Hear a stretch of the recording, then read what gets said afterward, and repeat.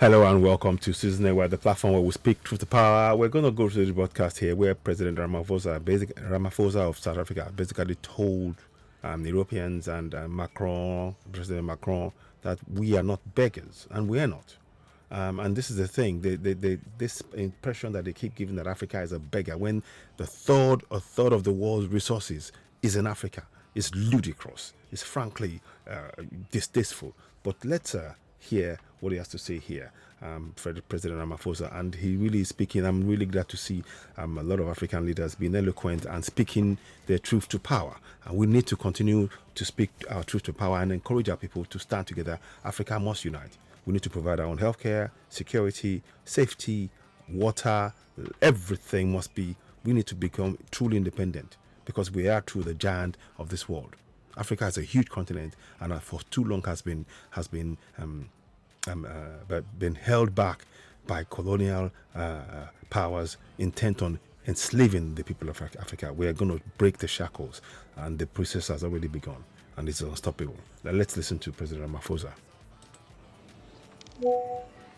Thank you very much, President Macron. Let me start off by saying, President Lula, don't worry, when we have the BRICS meeting, the issue of currency is top on the agenda. So we are going to discuss it.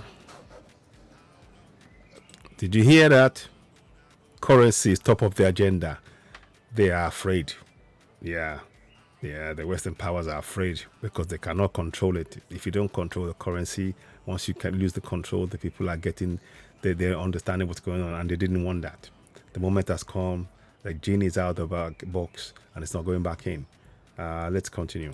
President Macron, I just want to start off on a very positive note in terms of what I think is evolving here.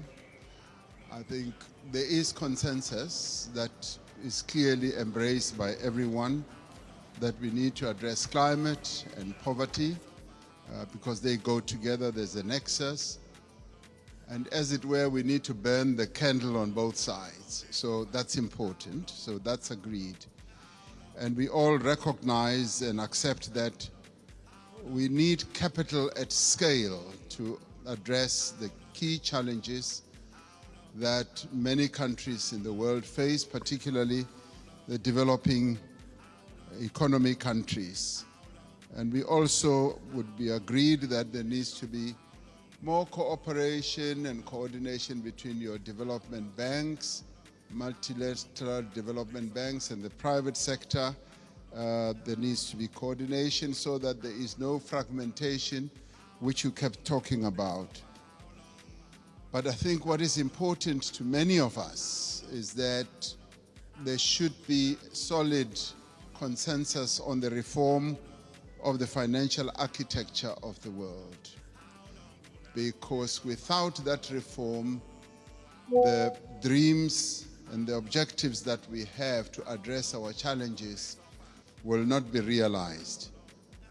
And those reforms need to touch on a whole range of issues.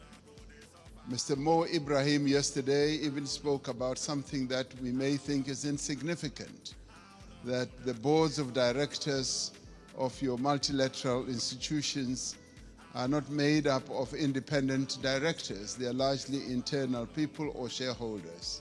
So that in itself, for us, it's an important reform. We also need to look at the distribution of the special drawing rights. I find it a bit difficult to be told that this is set in the rules. I am so glad he's bringing out all of these really pertinent and important points. I do so wish that Nigeria, President Tinubu, or somebody from that, him personally, had also been part of this discussion. It really, it's important. But President Ramaphosa of South Africa is very eloquent, and he really hitting the nail on the head. We need, of course, all of this must be backed by action. Africa must unite. Let's proceed. And it will forever be like that. And that it's either you get 0 or you get 34 billion. In our view, this is not a zero-sum game.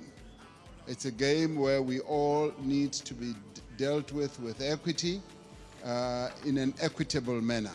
And there is a need for reform in that regard as well. They cannot face that. They find that difficult. When the truth is being spoken in their faces, they find that difficult. The smile that is like, oh, how dare you? Oh, how dare you? You African. We tell you what to do. No, no, no, no, not this time around. Oh no, not this time around. This time on the African continent, we will decide what happens. We are not interfering in Europe in what Europe decides to do. Likewise, the same thing will happen in Africa. Let's continue. And the other important thing for this to happen, it will help us not to participate as unequal cousins in these institutions. It will help us to participate fully, and so that we don't have a sense. What he means there is that we are looked at as the junior partners in all world organizations, and that's a fact. Yet we're the ones from whom they're extracting the most of the resources. I say that categorically because I know. That's what he's talking about there. He's using subtle language, but that's what it means. And I'm glad he's speaking about it, but we are going to break it down even further. Let's carry on. That we are beggars, that we are being dealt with out of generosity. Indeed. I think it's important in the new era that the world is in now that there should be a good measure of equality among sovereign nations. You know, recently, if you look, 7 African countries. If you look at the European faces, it's not comfortable. What they're hearing, they cannot believe that they're in a room and they're being spoken to. This is affecting some of their psyche. They're finding it difficult to face. Well, guess what? Get used to it. It is called partnership and discussing. A world issue. You are not the preserver of knowledge.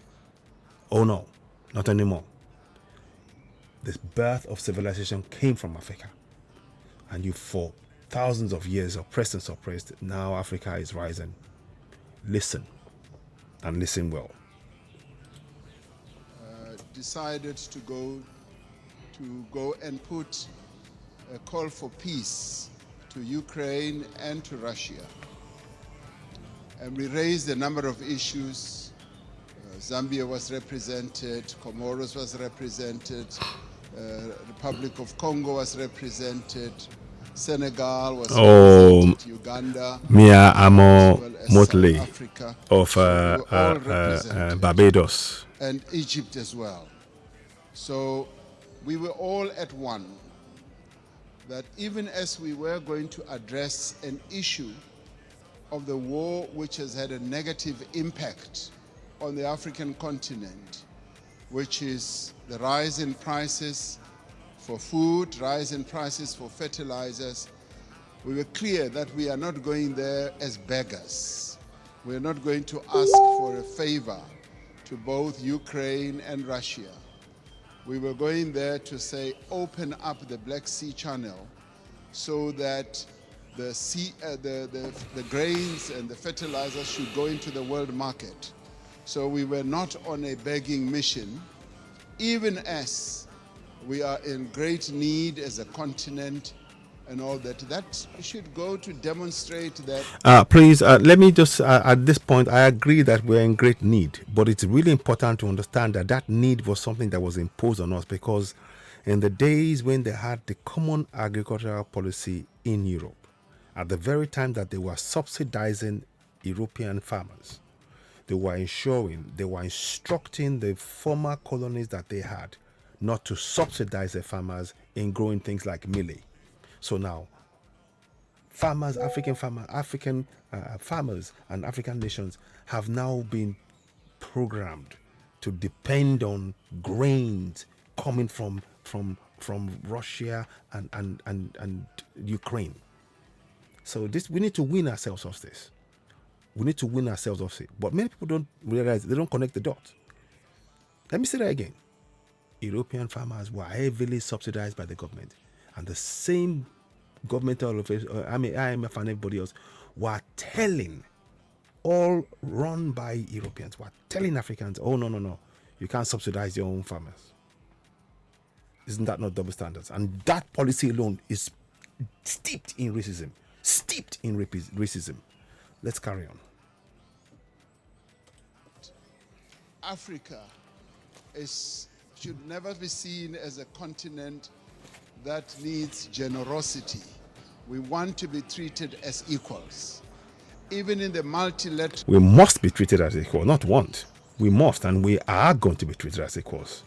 Because for the starters, the resources that you guys are using, a third of the world's resources, most valuable resources, is in Africa. And yet you don't acknowledge that. No more. Institutions, we want to be treated as equals. And if our equity is at a low ebb, there must be ways in which that can be addressed. Look at the face of that man there. They don't like what they're seeing. They don't like what they're hearing. They cannot believe it that black man is standing up and speaking up. They find that they want them to be quiet in a corner and continue to exploit. No more. To us, this is very important. Our sovereignty is one of the things that we hold on dearly to. And we demonstrated that very clearly to both President Zelensky and to President Putin when it came to this issue, even as there were suggestions that, yes, we can... President William Ruto of Kenya, great guy. Now, what I would say, Africa, we need to really reclaim our land, our names. We should not be bearing any European named nation names. All of those borders must be collapsed in Africa. We need to. The natural way in which the kingdoms were created and along those lines is what we need to have. But that's a deep discussion for later on. But we're just laying the ground for now. Donate this, we can donate that. We said, we want you to release these grains and fertilizers to the world market so that the world can trade in these commodities and other issues we can handle in a different way. I wanted to make that point so that it should be understood where Africa has evolved up to. We want to be key players on the world stage, want to be key players even in the financial markets and in the MDBs. Now, these are the positive things. I do, Mr. President Macron, want us to address another issue which to us is a bit of a negative. You will have heard President Sisi talking about the 100 billion that was promised in Paris. President Sassou Nguesso yesterday